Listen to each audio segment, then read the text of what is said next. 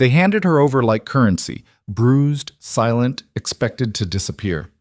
Jane Whitmore had 24 hours left to live, traded by her own mother to Chicago's most feared crime lord. The insurance policy was already signed. The body wouldn't even need to be hidden.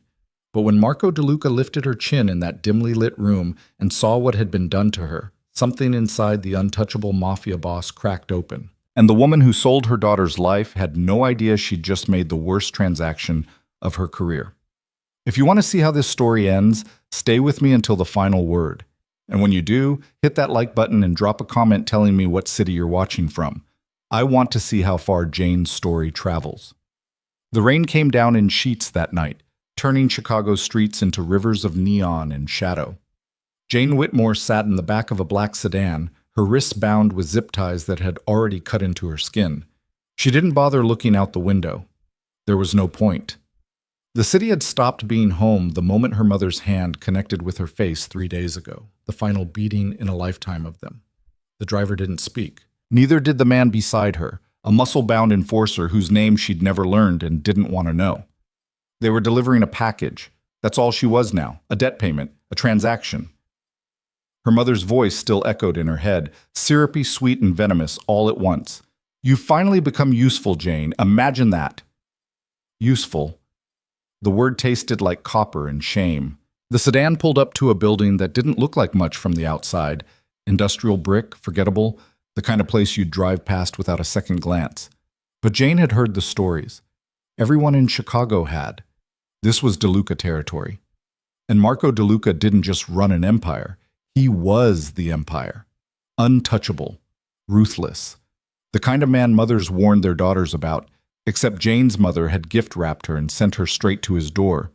The zip ties were cut. Rough hands pulled her from the car. Rain soaked through her thin dress within seconds, plastering dark hair to her face. She stumbled, but didn't fall. Falling felt like surrender, and she'd done enough of that already. Inside, the building transformed. Polished floors, soft lighting, the scent of expensive cologne and leather. 2 more men flanked her as they walked her down a hallway that seemed to stretch forever. Her heart hammered against her ribs, each beat screaming, "Run, run, run," but there was nowhere to go. There never had been. They stopped in front of a heavy oak door. One of the men knocked twice, then pushed it open. The office was warm, unexpectedly so. A fire crackled in a stone fireplace. Floor-to-ceiling windows overlooked the rain-soaked city, lights blinking like dying stars. And behind a massive mahogany desk sat Marco DeLuca. He was younger than she'd imagined, mid-30s maybe, dark hair swept back, sharp jawline, eyes the color of smoke. He wore a perfectly tailored suit, charcoal gray, no tie. His hands were folded on the desk, and he didn't move when she was shoved into the room. "Leave us," he said. His voice was quiet, controlled, the kind of quiet that made you listen. The men hesitated. "Boss, she's—" "I said leave." They left. The door clicked shut behind them. Jane stood dripping on his expensive rug, arms wrapped around herself, waiting for whatever came next. Pain, probably. Humiliation. Death, if she was lucky. Her mother had explained it all with that practiced smile, the one she used on everyone who didn't know better. The insurance policy had been taken out months ago, $2 million. Jane just had to die for it to pay out. And what better way than a violent accident in the criminal underworld? Tragic. Unavoidable. Profitable. Marco DeLuca didn't speak. He studied her instead, gray eyes moving over her face with an intensity that made her skin crawl. Not because it was predatory, though she'd expected that, but because it felt like he was seeing her, actually seeing her, and Jane hadn't been seen in so long she'd forgotten what it felt like. "Sit down," he said finally. She didn't move. Couldn't. Her legs had locked up. He sighed, rising from his chair with the kind of fluid grace that came from absolute confidence. He was tall, broader than she'd expected. He crossed the room, and Jane flinched, an automatic response her body had learned years ago. Flinch first, brace for impact second. But the impact didn't come. Instead, Marco stopped 2 feet away, hands in his pockets, head tilted slightly as he studied the bruises on her face, the split lip, the finger-shaped marks on her throat, the way she held her left arm close to her ribs because breathing hurt. "Who did this to you?" His voice was still quiet, still controlled, but something underneath it had shifted, gone sharp and cold. Jane opened her mouth, closed it. Words felt dangerous. The truth felt impossible. I asked you a question. Not harsh, just expectant, like he genuinely wanted an answer. My mother, she whispered. The words hung in the air between them, fragile and damning. Marco's expression didn't change, but his jaw tightened. He reached up slowly, telegraphing every movement like he was approaching a wounded animal. His fingers caught her chin, gentle, so gentle it made her throat close up, and tilted her face toward the light. She stopped breathing. He examined her the way a jeweler might examine a stone, cataloging every fracture, every imperfection. The bruises, the cuts, the haunted look in her brown eyes. When he finally released her, his hand fell back to his side, and Jane swayed slightly, dizzy from holding her breath. Sit, he said again. This time her legs obeyed. She sank into the leather chair across from his desk, shaking so hard her teeth chattered. Marco returned to his seat. He didn't sit right away. Instead, he pulled a crystal decanter from a side table, poured 2 fingers of amber liquid into a glass, and set it in front of her. Drink. It's not a request. She picked up the glass with trembling hands. The whiskey burned going down, but it cut through the fog in her head, sharpened the edges of the world just enough that she could think again. Marco watched her, waiting. Why am I here? Jane's voice came out raspy, barely above a whisper. You tell me. He leaned back in his chair, fingers steepled beneath his chin. I was told a delivery would arrive tonight. Payment for a debt your mother owed. What I wasn't told was why she'd send her own daughter as collateral. Jane barked out a laugh, sharp, bitter, edged with hysteria. Collateral? Is that what she called it? Marco's eyes narrowed. What would you call it? An execution. The words spilled out before she could stop them. She took out a life insurance policy, $2 million. All she has to do is wait for you to kill me, and she collects. The silence that followed was absolute. Marco didn't move, didn't blink. But something in the room shifted, temperature dropping by degrees until the air itself felt dangerous. Say that again, he said softly. So she did. She told him everything, the policy, the planned accident, the way her mother had smiled while explaining how easy it would be, how no one would ask questions if Marco DeLuca's organization was involved. She told him about the beatings that had gotten worse over the past month, designed to leave marks, to build a narrative of abuse that would make her death look inevitable. She told him about the years before that, the control, the isolation, the way her mother had shaped her into something small and silent and easy to erase. And when she was done, Marco DeLuca sat perfectly still, his face carved from granite, eyes burning with something that might have been rage if rage could be that precise, that focused. She sent you here to die, he said. Not a question, a confirmation. Yes. And you came anyway. Jane's laugh was hollow. Where else was I supposed to go? She made sure I had nowhere, no money, no friends, no one who'd believe me over her. She met his eyes, and for the first time in her life, she didn't look away. So yeah, I came. Because at least this way it's over. Marco stood abruptly, the movement sharp enough to make Jane flinch again. He noticed. Of course he noticed. He crossed to the window, hands clasped behind his back, staring out at the rain-slicked city. Do you know what I do? He asked. You run the DeLuca family. You control half of Chicago. You kill people who cross you. Her voice was flat, reciting facts like a grocery list. Yes, he turned to face her. I do all of those things, but I don't kill women. And I sure as hell don't kill women who've been beaten half to death and handed over like livestock. Jane blinked. That wasn't what she'd expected. Then what are you going to do with me? Marco's smile was thin, dangerous, and entirely without humor.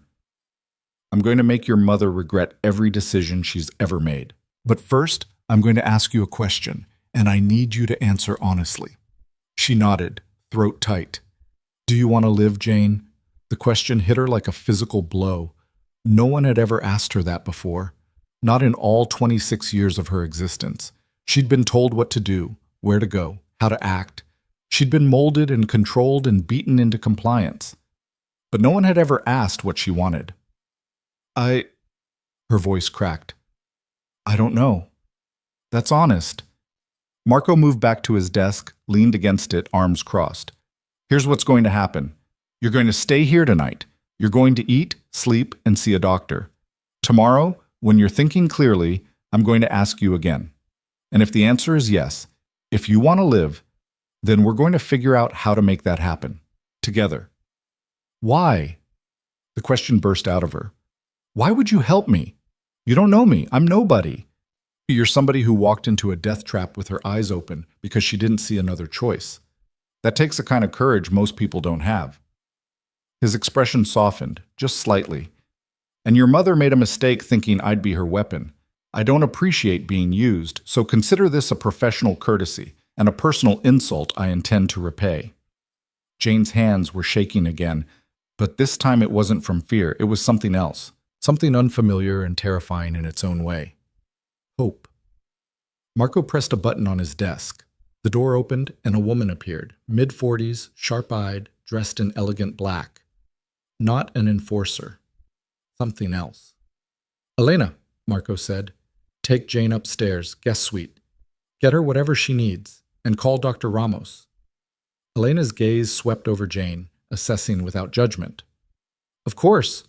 Jane stood on unsteady legs. She looked at Marco, at this man who should have been her executioner, but was instead offering her, what? Sanctuary? Revenge? A chance? I don't understand you, she said quietly. Marco's smile was faint. You will, or you won't. Either way, you'll be alive to figure it out. Elena led her through the hallways that felt like another world.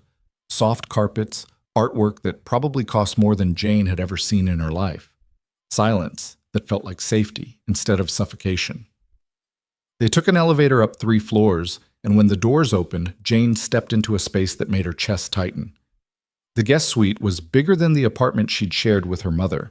Floor-to-ceiling windows overlooked the city, a king-size bed with impossibly soft-looking sheets, a bathroom with a tub that could fit 3 people. Everything was clean, elegant, untouched.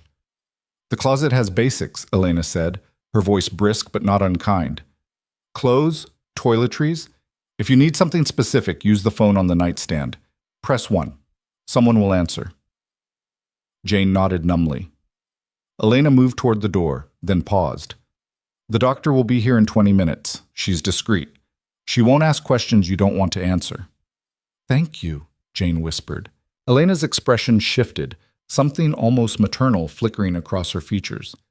You're safe here. Whatever you think is going to happen, whatever you've been told, none of it is true. Marco DeLuca is many things, but he's not a monster. Not to people who don't deserve it. And then she was gone, the door clicking shut softly behind her. Jane stood in the center of the room, dripping rainwater onto expensive hardwood, and felt the dam inside her crack. She made it to the bathroom before the sobs came, ugly, wrenching sounds that tore out of her chest like they'd been trapped there for years. She sank to the floor, arms wrapped around her knees, and cried until there was nothing left. When she finally stopped, the silence felt different. Not empty. Just quiet. She peeled off her wet dress, caught sight of herself in the mirror, and froze. The bruises were worse than she'd thought. Purple and yellow blotches across her ribs, her arms, her throat, the split lip, the swollen eye. She looked like a battlefield. This is what she did to you. This is what you survived. Jane ran a bath because standing in the shower felt like too much effort. The water was scalding, almost painful, but she sank into it anyway, letting the heat seep into her bones. She stayed there until the water went cold, until her fingers pruned, until she felt almost human again. The doctor arrived exactly when Elena said she would, a woman in her 50s with kind eyes and steady hands. She examined Jane with clinical efficiency, asked permission before every touch, and cataloged injuries without commentary. 2 cracked ribs, severe bruising, mild dehydration, nothing that wouldn't heal, given time. You're stronger than you look, Dr. Ramos said as she packed up her bag. Most people would have collapsed by now. Jane didn't feel strong. She felt like glass held together by sheer stubbornness. But she nodded anyway. After the doctor left, Elena returned with food. Soup, bread, nothing heavy. Jane ate because her body demanded it, not because she tasted anything. When she was done, Elena took the tray and dimmed the lights. "Get some sleep," she said. "Tomorrow's going to be a long day." Jane climbed into the bed, and the sheets were exactly as soft as they'd looked. She should have felt out of place, uncomfortable, like an intruder in someone else's life. But instead, she felt something she hadn't felt in years. Safe. She fell asleep with the rain drumming against the windows and the city glittering below, and for the first time in recent memory, she didn't dream about drowning. Hooked. Morning came with soft light and the smell of coffee. Jane woke disoriented, heart racing, before she remembered where she was. Not in her mother's house, not in some cheap motel. Here, in Marco DeLuca's building, in a room that felt like a sanctuary. She sat up slowly, testing her ribs. Still hurt. Still real. A knock at the door made her tense. "It's Elena," came the voice from the other side. "Come in." Elena entered with a tray, coffee, fruit, pastries, and set it on the bedside table. "Mr. DeLuca would like to see you after you've eaten, whenever you're ready." "What time is it?" "Just after 9. Jane had slept for almost 12 hours. She ate because Elena stood there watching, because saying no felt impossible. The coffee was perfect. The fruit was fresh. The pastries melted in her mouth. Her body absorbed it all like a drowning person gasping for air. When she was done, Elena showed her the closet. It was stocked with clothes in her size: jeans, soft sweaters, simple dresses. Nothing flashy. Everything comfortable. "How did you—" "Mr. DeLuca is thorough." Elena handed her a pair of jeans and a gray sweater. "Get dressed. I'll wait outside." Jane dressed quickly, caught her reflection in the mirror again. The bruises hadn't faded, but they looked less raw in the morning light. She pulled her hair back, splashed water on her face, and tried to look like someone who knew what she was doing. She failed. But she tried. Elena led her back downstairs, through different hallways this time, to a sunlit room that looked nothing like the office from last night. This was warmer, lived in. Bookshelves lined one wall. A leather couch faced a window overlooking a private garden. And Marco DeLuca sat at a small table, reading a newspaper, coffee cup in hand. He looked up when she entered. "Sit." Elena disappeared again, silent as a ghost. Jane sat. Marco folded the newspaper, set it aside. He studied her the way he had last night, cataloging, assessing. "How do you feel?" "Like I got hit by a truck." "Honest." "Accurate." He poured her a cup of coffee, slid it across the table. "Dr. Ramos said you'll heal. Ribs will take a few weeks." Jane wrapped her hands around the cup, grateful for the warmth. "Why are you doing this?" "I told you last night." "No, I mean really. What do you want from me?" Her voice was steadier now, sharper. "Nobody does something like this without wanting something back." Marco leaned back in his chair, arms crossed, and for a moment she thought he might be offended, but then his mouth quirked in something that might have been a smile. "You're smarter than you pretend to be." "I had to be. Stupid girls don't survive in my mother's house." "Fair point." He picked up his coffee. "Here's the truth, Jane. Your mother tried to use me. She set up a scenario where I'd be blamed for your death, where she'd profit, and where I'd be none the wiser. That pisses me off. So yes, I want something from you. I want your cooperation in making sure she pays for that. But I'm not going to force you. If you want to walk out that door right now, you can. I'll give you money, a clean ID, and a head start. No strings." Jane's throat tightened. "And if I stay?" "Then we make her regret every decision she's ever made." His voice dropped, went cold. "Together." The word hung between them like a promise. Jane set down her cup. Her hands were shaking again, but not from fear, from anger, from something fierce and burning that she'd spent her whole life tamping down. What would that look like? Marco smiled. It wasn't kind. "First, we keep you alive, publicly. Make it clear you're under my protection. That alone will send a message. Second, we gather evidence, everything she's done, every crime, every lie. And third," he paused, eyes glittering, "we expose her. In front of everyone she's ever tried to impress. We take away the things she values most." "Her reputation," Jane breathed. "Exactly. She'll fight back. She always does." "Let her." Marco's voice was steel wrapped in silk. "She's fighting someone who actually knows how to win."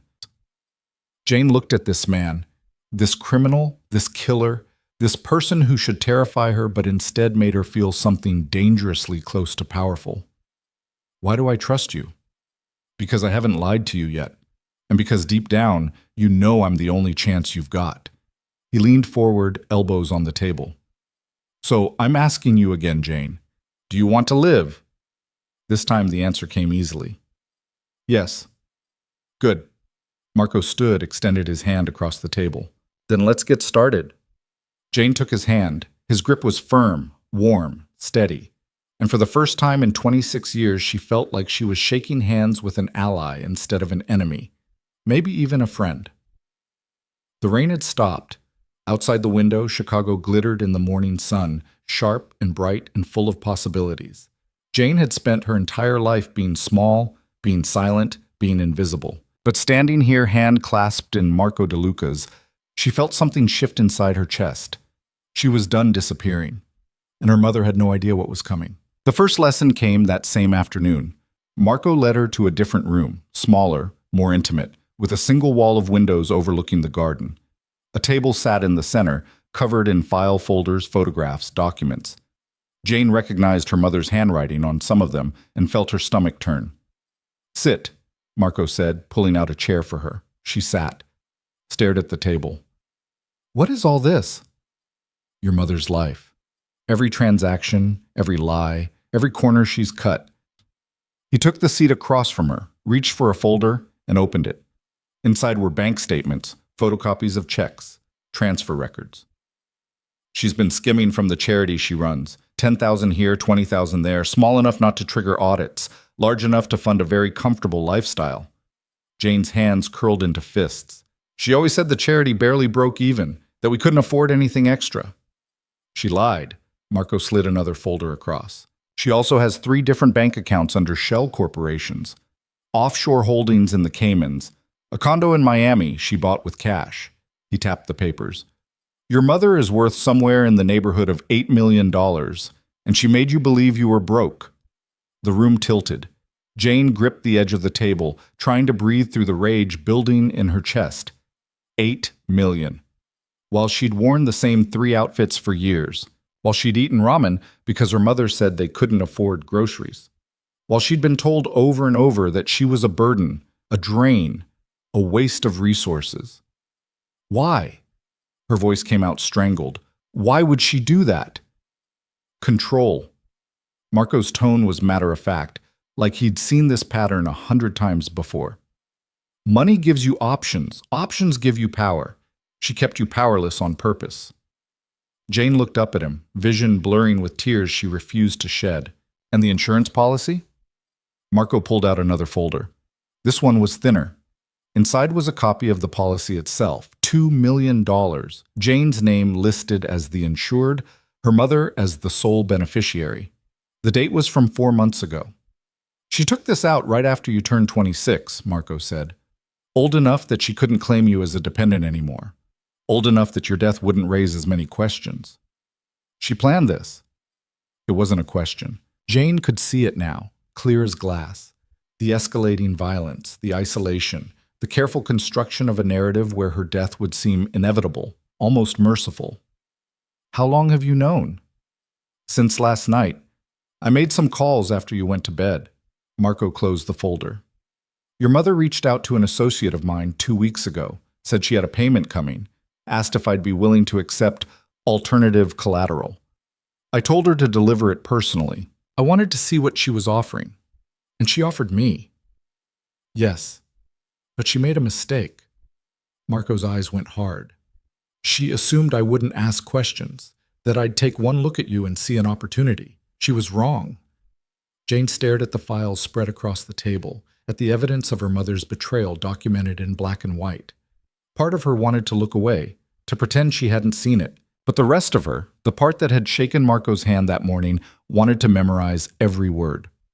What do we do with this? She asked. We use it, but not yet. Marco gathered the folders, stacked them neatly. First, we need to make sure you're ready. Your mother is going to come looking for you. When she does, you need to be strong enough to face her without breaking. I won't break. The words came out fierce, almost vicious. Marco studied her, head tilted. You say that now. But she's had 26 years to get inside your head. That's not something you just walk away from. Then teach me how. Jane leaned forward, meeting his gaze head on. You said we'd do this together, so teach me. Something shifted in Marco's expression.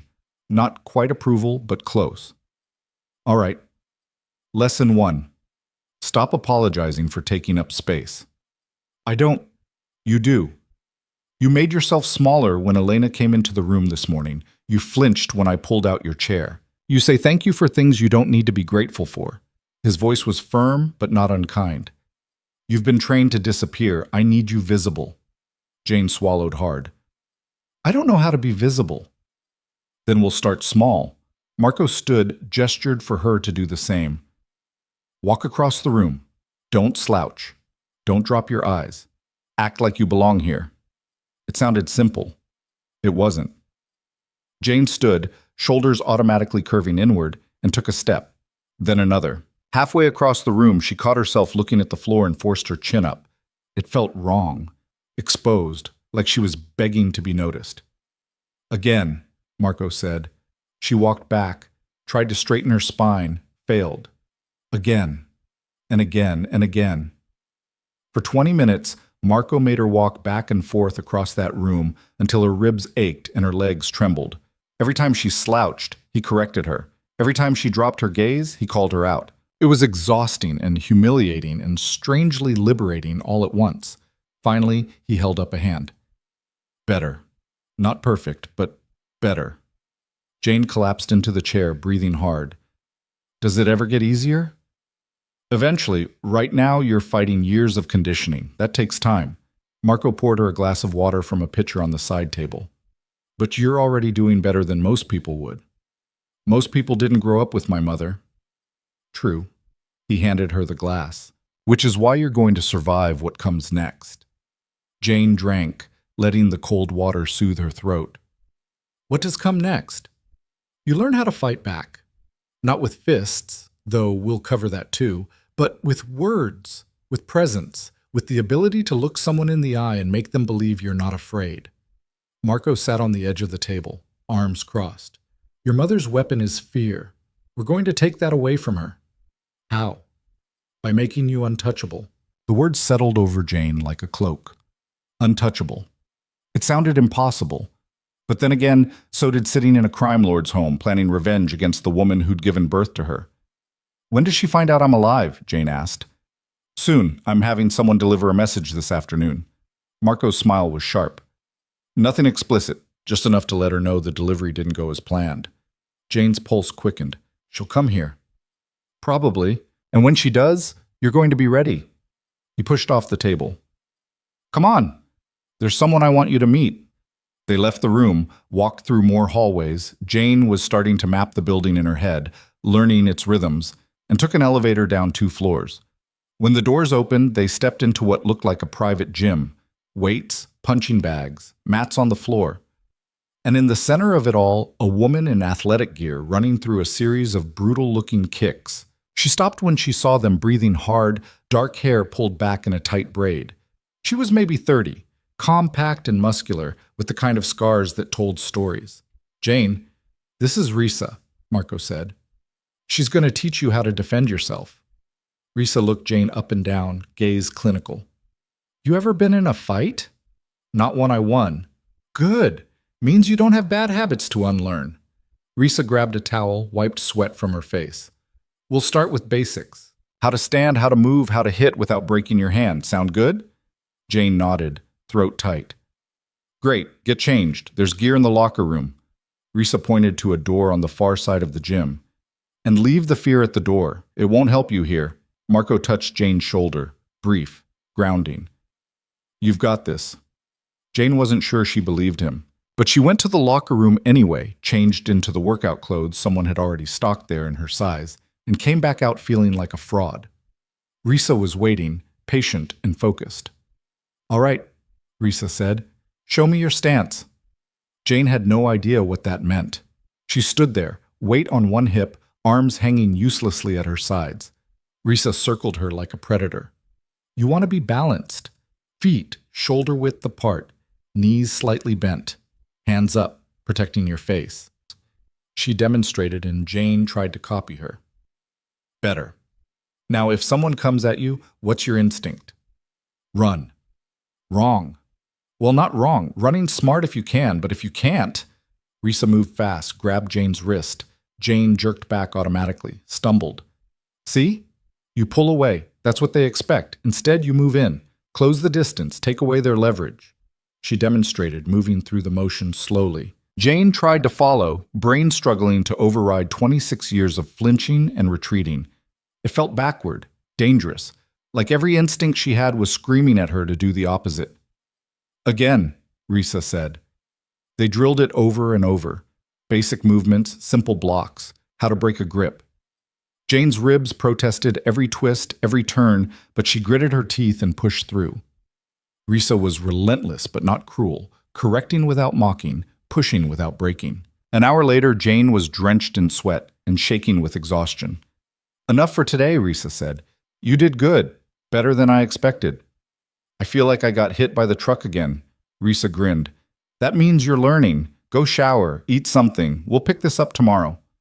Jane stumbled back to the locker room, peeled off the sweat-soaked clothes, and stood under a scalding shower until her muscles stopped screaming. When she emerged, Elena was waiting with fresh clothes and a quiet efficiency that Jane was starting to appreciate.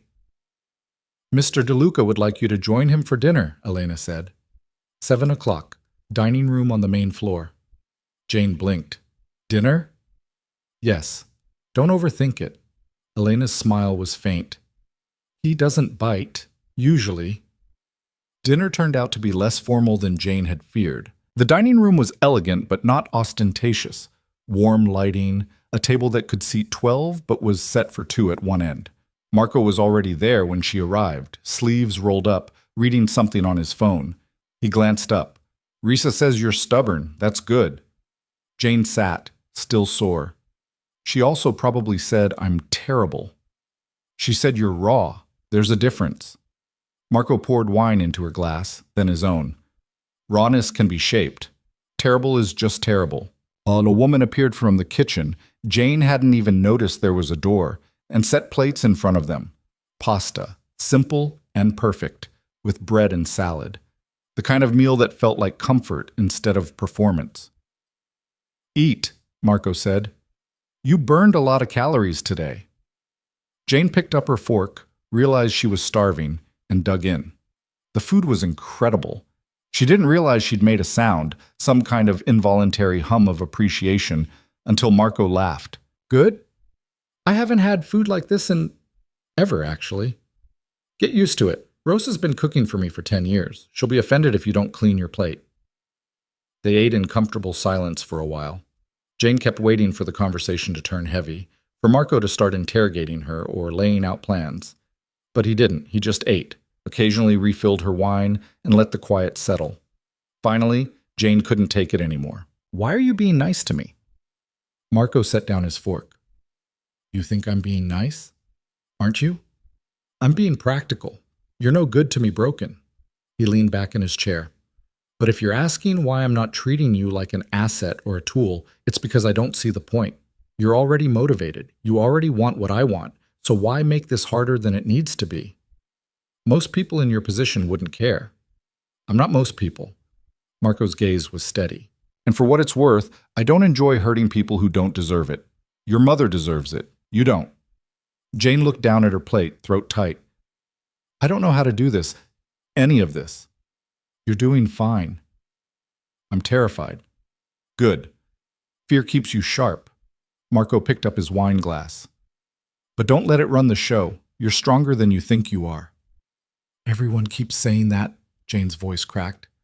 But I don't feel strong. I feel like I'm one wrong move away from falling apart. Then fall apart. Just do it here, where it's safe, not out there, where she can see it. The honesty of it hit Jane like a punch. She looked up, met Marco's eyes, and saw something there she hadn't expected. Understanding, not pity, not condescension, just the quiet recognition of someone who knew what it was like to rebuild yourself from wreckage. Did someone do this for you? She asked quietly. Teach you how to be strong? Marco's expression shuddered. For a moment she thought he wouldn't answer. Then he sighed. My father, not gently, but effectively. Was he like you? Worse. Marco drained his wine. He believed in control through fear. I learned young that fear only works until someone stops being afraid. Then it falls apart. Is that what we're doing? Making my mother afraid? No, we're making her irrelevant. Marco's smile was cold. Fear would give her power. We're taking hers away completely. Jane absorbed that. It felt right. Righteous, even. Her mother had spent decades making Jane feel small, powerless, erased. Turnabout sounded like justice. They finished dinner. Marco walked her back to the elevator himself, hands in his pockets, expression unreadable. Get some rest, he said. Tomorrow's going to be harder. Harder how? You'll see. Jane wanted to press, but exhaustion was pulling at her bones. She nodded, stepped into the elevator, and watched Marco's face disappear as the doors slid shut. Back in her room, she collapsed onto the bed fully clothed and stared at the ceiling.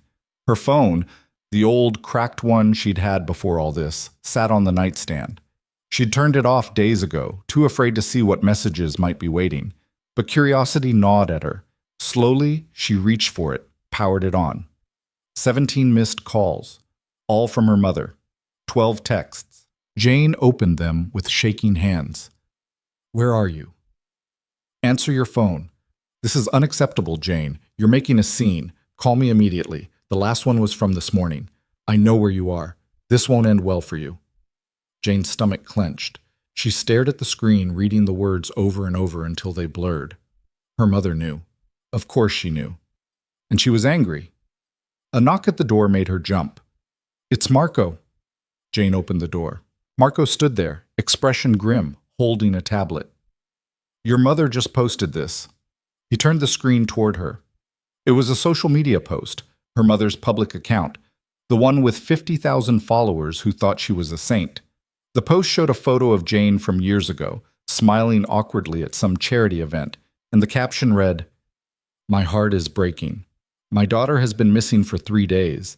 If anyone has seen Jane, please contact me immediately. She's vulnerable, and I'm terrified for her safety. Hashtag help find Jane. Hashtag missing person. The comments were already pouring in, hundreds of them. People offering prayers, sharing the post, calling Jane's disappearance tragic. Jane's hands clenched into fists. She's making herself the victim. Yes, and she's good at it. Marco took the tablet back. This is exactly what I expected. She's building a narrative where you're the lost, troubled daughter and she's the suffering mother. When you turn up alive, she'll claim you were manipulated, kidnapped, brainwashed. What do? We let her play her hand. Let her think she's winning. Marco's smile was sharp. And then we show everyone exactly who she really is. When? Soon, but first we make sure you can handle it. He handed her a card, thick paper, embossed lettering. This is for Dr. Levin, therapist. She works with people who've been through what you've been through. You have an appointment tomorrow at 10. Jane stared at the card. You think I'm crazy? I think you're traumatized. There's a difference. Marco's voice softened. You can't fight her if you're still carrying all the weight she put on you. Dr. Levin will help you put it down. Jane wanted to argue, wanted to say she was fine, that she didn't need help, that she could handle this on her own. But the truth was, she couldn't. The panic attacks, the flinching, the voice in her head that still sounded like her mother, it was all still there, poisoning everything. Okay, she whispered. Good. Marco turned to leave, then paused. Jane, you're doing better than you think. Don't forget that. He left before she could respond. Jane closed the door, leaned against it, and let out a shaky breath. Her phone buzzed. Another text from her mother. You can't hide from me. Jane stared at it. Then slowly, deliberately, she typed out a response. Watch me. She hit send before she could second-guess herself. Turned off the phone. Threw it in a drawer. And for the first time in her life, she didn't feel the need to apologize. The next morning came too fast. Jane woke to sunlight streaming through the windows, and Elena knocking softly at the door with breakfast and a reminder about the appointment. She ate mechanically, dressed in jeans and a sweater that actually fit, and tried not to think about what therapy would mean. Dr. Levin's office was in a building 20 minutes away, quiet and private. The waiting room was empty. When the door opened, a woman in her 50s with gray-streaked hair and kind eyes gestured Jane inside. "I'm Dr. Levin. You can call me Sarah if you're more comfortable." Jane sat on the couch, hands clasped tight. "Marco sent me." "I know. He filled me in on the basics, but I'd like to hear it from you. In your own words. What brings you here?" And Jane, who'd spent her entire life keeping secrets, who'd learned early that honesty was dangerous, found herself talking. She told Sarah everything: the beatings, the control, the isolation, the insurance policy, the way her mother could make her feel worthless with just a look. Sarah listened without interrupting, taking notes occasionally, her expression never shifting into pity or horror. Just steady attention. When Jane finally ran out of words, Sarah set down her pen. "What you've described is systematic abuse. Emotional, physical, financial. Your mother has spent your entire life breaking you down so you'd never have the strength to leave. The fact that you're sitting here right now tells me you're stronger than she ever wanted you to be." Jane's throat closed up. "I don't feel strong. Strength isn't the absence of fear. It's moving forward despite it." Sarah leaned forward slightly. "Jane, healing isn't going to be quick. It's not going to be easy. But it's possible. And you've already taken the first step." "What step?" "You chose to live." The words hit Jane square in the chest. She hadn't thought of it that way. But Sarah was right. Somewhere between the rain in Marco's office and shaking his hand, she'd made a choice. Not to disappear. Not to let her mother win. They talked for the full hour. Sarah gave her exercises, grounding techniques for when the panic came, ways to separate her mother's voice from her own thoughts, strategies for rebuilding a sense of self that wasn't defined by fear. "I want to see you twice a week," Sarah said as the session ended. "More if you need it. This is going to get harder before it gets easier, especially when you confront your mother. Marco says it'll be soon. Then we'll prepare you, together." Sarah handed her a card. "My number. Call any time, day or night. I mean that." Jane took the card, gripped it like a lifeline. "Thank you. Don't thank me yet. Thank me when you're standing on the other side of this." Back at the building, Jane found Marco in his office, phone pressed to his ear, expression dark. He gestured for her to sit. She did, listening to his half of the conversation. "I don't care what she's offering. The answer is no." Pause. "Because I'm not interested in doing business with someone who sells their own daughter." Another pause. "Tell her if she contacts me again, I'll make sure everyone knows exactly what kind of person she is." He ended the call, set the phone down hard. "My mother?" Jane asked. "Her lawyer. Apparently she's willing to negotiate. Wants to know what it'll take to get you back." Marco's laugh was bitter. "Like you're a piece of lost luggage." Jane's hands curled into fists. "What did you say?" "That she can go to hell." Marco rubbed his temples. "She's escalating. That social media post has gone viral. People are looking for you. She's filed a missing person report with the police." "Can they make me go back?" "You're 26. Legally, no. But she's building a case that you're not mentally competent to make your own decisions. That I've manipulated you, kidnapped you, whatever story makes her look sympathetic." Jane felt the panic rising, clawing at her chest. "So what do we do?" Marco's gaze locked onto hers. "We prove she's lying, and we do it in a way she can't refute." "How?"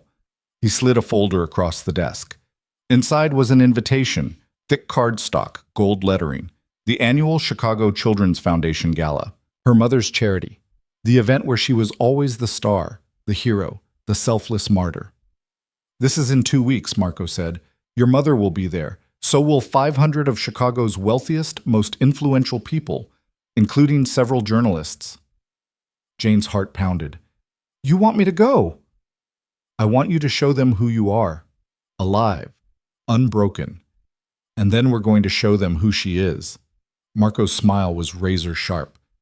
"You said you wanted to fight back. This is how we do it." Jane stared at the invitation. 2 weeks. 14 days to become someone her mother wouldn't recognize. Someone who could stand in a room full of strangers and tell the truth without breaking. It felt impossible. But then again, so had surviving this long. "Okay," she said. "Let's do it." Marco's expression shifted. Pride, maybe, or something close to it. Then we'd better get you ready. The 2 weeks that followed became a blur of controlled chaos.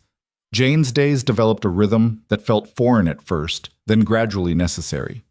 Mornings with Risa in the gym, learning how to move through space like she owned it instead of borrowed it. Afternoons with Sarah, peeling back layers of damage that had calcified over years. Evenings with Marco, drilling her on names and faces and the intricate politics of Chicago's elite social circles. "Who's this?" Marco held up a photograph of a silver-haired man in an expensive suit.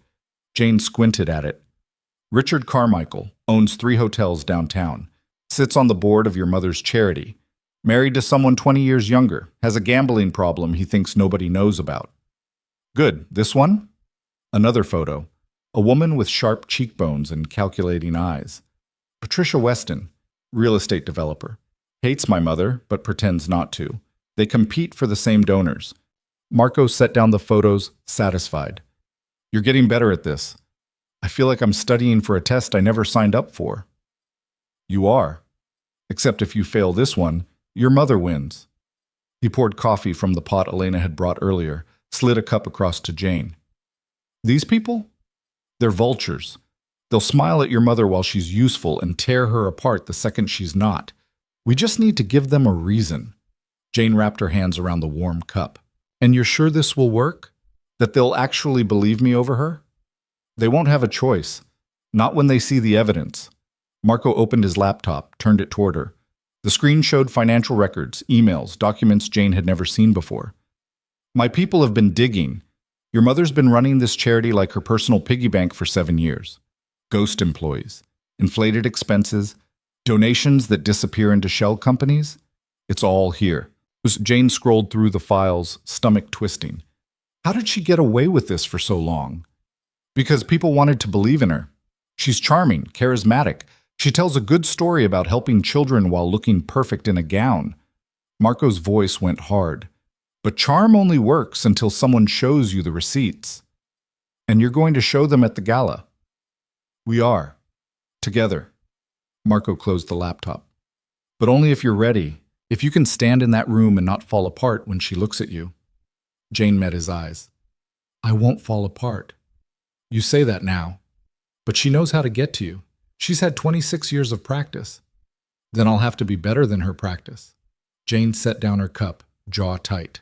"I'm not the same person she handed over 2 weeks ago. You made sure of that." Something flickered across Marco's face. Pride, maybe. Or concern. "Just remember, this isn't about revenge. It's about justice. There's a difference." "Is there?" Jane heard the bitterness in her own voice. "Because from where I'm sitting, they look pretty similar." Marco leaned back in his chair, studying her. "Revenge is personal. It's satisfying, but it burns out fast. Justice is permanent. It rebuilds what was broken." He paused. "Your mother took everything from you. We're not just taking it back, we're making sure she can never do it to anyone else." Jane absorbed that. He was right, as usual. This was bigger than her pain, bigger than the scars her mother had left. There were other victims out there, people who'd trusted the charity, donors who'd been lied to, maybe even other girls like her who'd been used and discarded. "Okay," she said quietly. "Justice, then." The days bled together. Jane's ribs healed enough that she could move without wincing. Her sessions with Risa became less about survival and more about confidence, each punch and block building something solid in her chest where fear used to live. Sarah taught her how to recognize when her mother's voice was speaking through her own thoughts, how to silence it, how to build new patterns that didn't revolve around making herself small. And through it all, Marco was there, not hovering, not controlling, just present. He'd appear in the gym sometimes to watch her train, offer quiet corrections when her stance faltered. He'd sit across from her at dinner and let her vent about the frustration of unlearning 26 years of conditioning. He never asked her to be grateful, never demanded anything in return. It made her trust him in a way she hadn't trusted anyone before. 5 days before the gala, Elena appeared in Jane's room with 3 garment bags. "Mister, DeLuca had these made for you," Elena said, hanging them in the closet. "For the event." Jane unzipped the first bag and felt her breath catch. The dress inside was midnight blue, elegant and understated, Nothing like the flashy cocktail dresses her mother used to force her into for charity events. This was sophisticated, powerful, the kind of dress that made a statement without screaming. "It's beautiful," Jane whispered. "Try it on. Make sure it fits." Jane slipped into the dress, and it fit like it had been painted onto her body. Not tight, just perfect. She caught her reflection in the mirror and barely recognized herself. The bruises had faded to yellow shadows. Her hair had been trimmed by a stylist Elena had brought in, shaped into something intentional instead of neglected. She looked like someone who mattered. "He has good taste," Elena said, adjusting the shoulder seam slightly. "Always has." Jane turned, studying herself from different angles. Why is he doing all this? Really? Elena's expression softened. "You'd have to ask him, but if I had to guess, you reminded him of someone, or maybe of himself, once." She smoothed an invisible wrinkle. "Mr. DeLuca doesn't help people often, but when he does, he commits completely. You're lucky." "I don't feel lucky." "You're alive, aren't you? And you're about to destroy the woman who tried to kill you. That's not luck. That's survival." Elena stepped back, assessing. "The dress is perfect. I'll have the shoes sent up." After Elena left, Jane stood in front of the mirror for a long time. The woman staring back at her looked capable, strong. Nothing like the broken girl who'd been dragged through the rain 2 weeks ago. But underneath the dress and the styled hair, Jane could still feel the fear coiled tight in her stomach. What if she froze when she saw her mother? What if all this preparation crumbled the second they were in the same room? A knock interrupted her spiral. "It's me," Marco called. Jane opened the door. Marco stood there in his usual expensive suit, but something about his expression was different, softer. "Elena said the dress fits." "It does. Thank you." He waved that off. "I need you to come with me. There's something you should see." He led her down to a floor she'd never been to before, past a security door that required both a key card and a fingerprint. Beyond it was a room that looked like something out of a spy movie. Screens on every wall, computers humming, 2 people working at stations who glanced up when they entered. "This is where we've been building the case," Marco said. "Everything we're going to show at the gala. I want you to see it first. Make sure you're ready." One of the tech guys, lanky, early 20s, with headphones around his neck, pulled up a file on the main screen. It was a video compilation. The footage started with news clips of Jane's mother at various charity events, smiling for cameras, accepting awards, giving speeches about helping vulnerable children. Then it shifted. Bank records appeared, highlighted to show the discrepancies. Wire transfers to offshore accounts. Emails where she discussed moving money, hiding expenses, paying people off. Then came the photos. Jane as a child, skinny and bruised, school photos where you could see the damage if you looked close enough. Medical records that had been sealed but somehow Marco's people had accessed. Each one documented years of abuse that had been carefully hidden, explained away, ignored by everyone who should have protected her. The final section was the insurance policy itself, blown up on screen with annotations explaining exactly what it meant. The payout, the beneficiary, the timing. When it ended, the room was silent except for the hum of electronics. Jane's hands were shaking. "You got all of this?" "Most of it was already out there. Just buried. We connected the dots." Marco nodded to the tech guy. "This will play on every screen in the ballroom, 4 minutes. Long enough to make the point, short enough that nobody can look away. She'll deny everything." "Of course she will, but denial doesn't work when the evidence is that clear." Marco's voice was steady. "The media will pick it up. The police will have to investigate. Her donors will disappear. Everything she's built will collapse." Jane stared at the blank screen. This was it. This was the weapon they'd been building, and it was devastating.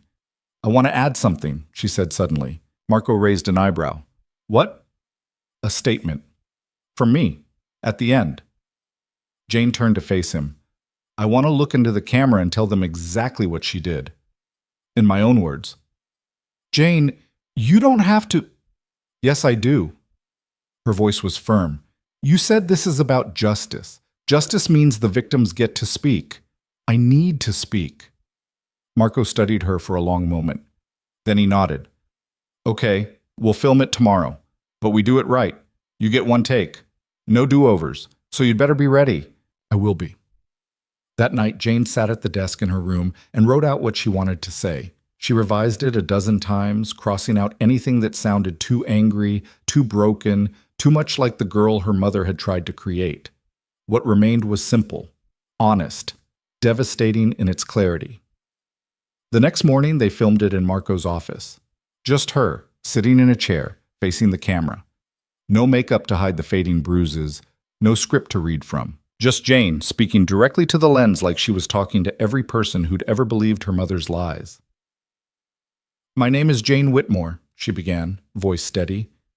"And the woman you know as Charlotte Whitmore, philanthropist, charity director, advocate for children, is the same woman who beat me, controlled me, and sold me to a stranger because she thought I was worth more dead than alive. Everything you've seen tonight is true. Every document, every record, every photo. This is who she really is, and I'm done being silent about it." When it was over, the room was quiet. The camera guy mumbled something about it being powerful and slipped out. Marco stood with his arms crossed, expression unreadable. "Too much?" Jane asked. "No. It's perfect." Marco's voice was rough. "She won't recover from this." "Good." Jane stood, legs unsteady. "Because I don't want her to." 3 days before the gala, Jane's mother made her move. It happened in the afternoon. Jane was in the gym with Risa working through combinations when Elena appeared in the doorway looking tense. "Jane, you need to come upstairs. Now." Something in her tone made Jane's stomach drop. She followed Elena to Marco's office, where he stood at the window with his phone pressed to his ear, shoulders tight with tension. "I don't care what kind of warrant you think you have. You're not coming in here without—" He stopped, listened. "Then I'll have my lawyer meet you at the precinct." He ended the call, turned to face Jane. "Your mother went to the police, told them I kidnapped you. They want to do a welfare check." Jane's blood went cold. "Can they do that?" "Technically, yes, but I'm not letting them in without a fight. You're an adult. You came here willingly. They have no cause." Marco's jaw tightened. "But this is her play. She's trying to force your hand, make you choose between going back to her or making this a legal battle." "I'm not going back." The words came out fierce. "I don't care what they say. I'm not going back to her." "Then we handle this now. You're going to talk to the police, tell them the truth, that you're here by choice, that you're safe, that she's the one who hurt you." Marco moved closer. "Can you do that? Without breaking?" Jane thought about the past 2 weeks, the training, the therapy, the slow, painful process of building herself into someone who could survive this. "Yes. Good, because she's counting on you falling apart. We're going to prove her wrong." An hour later, 2 police officers showed up. Marco met them in a conference room with his lawyer present, and Jane sat across from them with her hands folded on the table, determined not to let them see her fear. The older officer, a woman with gray hair and tired eyes, studied Jane carefully. "Miss Whitmore, we received a report that you're being held here against your will. Is that true?" "No." Jane's voice didn't waver. "I'm here because I choose to be. Your mother seems to think otherwise. She's very concerned about you." Jane almost laughed. "My mother is concerned about her reputation, not me." The younger officer leaned forward. "She showed us posts you made on social media, said you've been out of contact for weeks. That's not normal behavior for someone who's safe." "What's not normal is a mother who beats her daughter and then files a missing person report to cover it up." Jane pushed up her sleeves, revealing the fading bruises. "She did this, and she did a lot worse over the years. You want to know why I'm here? Because Marco DeLuca offered me safety when the woman who gave birth to me tried to have me killed." The officers exchanged glances. The woman pulled out a notepad. "That's a serious accusation." "It's the truth. And I have proof. Medical records, witness statements, financial documents showing the insurance policy she took out on my life." Jane met the woman's eyes. "Check my history. Talk to the doctors who treated me as a kid. You'll see the pattern." The interview lasted another 20 minutes. By the end, both officers looked uncomfortable, and the older woman handed Jane a card. "If you need anything, call this number. Victim Services. They can help." I'm getting help. Here. Jane glanced at Marco. I'm exactly where I need to be. After they left, Marco's lawyer nodded approvingly. You handled that well. They won't be back. But Jane knew better. Her mother wouldn't stop with the police. She'd try something else, something worse. She was right. The next morning, Jane woke to her phone buzzing. She'd gotten a new one, unlisted number. Only a handful of people had it. The text was from an unknown sender. You think you're safe? You think he can protect you? You're still my daughter. You'll always be mine. Jane's hands went cold. She showed it to Marco immediately. His expression went dark. She's escalating, trying to scare you before the gala. It's working. Jane hated how small her voice sounded. Marco took the phone, forwarded the message to someone, then handed it back. Fear is her last card. Don't give her the satisfaction of playing it. He gripped her shoulder briefly. One more day. That's all you need to survive. One more day, and this is over. Jane nodded, but the text haunted her. That night, she couldn't sleep. She kept imagining her mother's face, the way she'd look when the video played, when the room turned against her. Would she crumble? Would she fight? Or would she find some way to twist it, to make herself the victim again? The morning of the gala, Jane woke before dawn. She went through her routine mechanically: shower, coffee, breathing exercises Sarah had taught her. Risa showed up to run her through one final session, more about centering than fighting. You've got this, Risa said as they finished. Just remember everything we worked on. Stand tall. Don't apologize. Own the space. And if I freeze, you won't. But if you do, you know how to breathe through it. You know how to come back. Risa gripped her shoulder. You're tougher than you think, Jane. Go show them. Elena came to help her get ready in the afternoon. The dress, the shoes, the understated jewelry Marco had chosen. Hair pulled back in a way that showed her face instead of hiding it. Minimal makeup, just enough to look polished, not enough to look like she was performing. When Jane looked in the mirror this time, she saw someone she almost didn't recognize. Confident, dangerous, ready. Marco was waiting in the hallway when she emerged. He wore a black tuxedo that probably cost more than a car, looking every inch the crime lord he was. But when he saw her, something in his expression shifted. You look... He stopped, started again. You're going to walk in there and everyone's going to know exactly who you are. That's the plan, right? Yeah, but I don't think you realize how powerful you look right now. He offered his arm. Ready? Jane took it, felt the solid warmth of him beside her. As I'll ever be. The gala was held at the Grand Marquis Hotel, one of the most expensive venues in Chicago. They arrived fashionably late, after most of the guests were already inside. The lobby was full of people in designer clothes, air thick with expensive perfume, and the murmur of elite conversation. Jane felt every eye turned toward them as they entered. Marco kept his hand at the small of her back, a steady pressure that said, I'm here. They moved through the crowd, and Jane recognized faces from the photos she'd studied. Richard Carmichael near the bar, Patricia Weston holding court by the windows. And there, at the center of it all, surrounded by admirers and journalists, was Charlotte Whitmore. Jane's mother looked exactly as she always did, elegant in a cream-colored gown, diamonds at her throat, smile perfect and practiced. She was mid-conversation with a reporter when her gaze landed on Jane. The smile froze. For just a second, shock flashed across Charlotte's face. Then it was gone, replaced by something harder. Their eyes met across the room. Charlotte excused herself from the reporter and began making her way toward them. Jane's heart hammered against her ribs. Every instinct screamed at her to run, to hide, to make herself invisible, but she forced herself to stand still, to breathe, to remember who she'd become in the past 2 weeks. Jane. Her mother's voice was sugary sweet, loud enough for the people nearby to hear. Thank goodness. I've been so worried about you. She reached out like she was going to embrace her daughter. Jane stepped back, just out of reach. Don't touch me.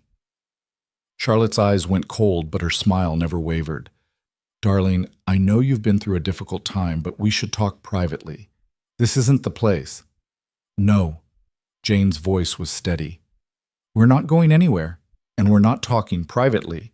Anything you have to say to me, you can say right here. A hush was spreading through the nearby crowd. People were starting to notice the confrontation, phones coming out, cameras turning their way. Charlotte's smile tightened. Jane, you're clearly not well. This man has manipulated you. Marco saved my life. You tried to end it. Jane felt Marco's hand press gently against her back, grounding her. I know about the insurance policy. I know you sent me to him expecting him to kill me. I know everything. Charlotte's mask slipped for just a moment, fury flashing in her eyes. Then she laughed, the sound light and practiced. That's absurd. You've clearly been fed lies. The only person who's been lying here is you. Jane's voice carried now, stronger with every word. And in about 30 seconds, everyone in this room is going to know exactly what kind of person you really are. Charlotte opened her mouth to respond, but the lights dimmed. The screens positioned around the ballroom flickered to life, and the video began to play. Jane watched her mother's face as the evidence unspooled across every screen, watched the color drain from her cheeks, watched her eyes go wide with panic as the bank records appeared, as the photos of Jane's childhood injuries filled the room, as the insurance policy was displayed for everyone to see. The ballroom had gone completely silent. When Jane's recorded statement began, her face filling the screens, her voice calm and clear, Charlotte finally moved. She turned toward the nearest screen, then the next, looking for an escape that didn't exist. Turn it off, she hissed at someone. Turn it off now! But nobody moved. Everyone was watching. The journalists, the donors, the board members, all the people who'd believed in her, celebrated her, given her power. The video ended.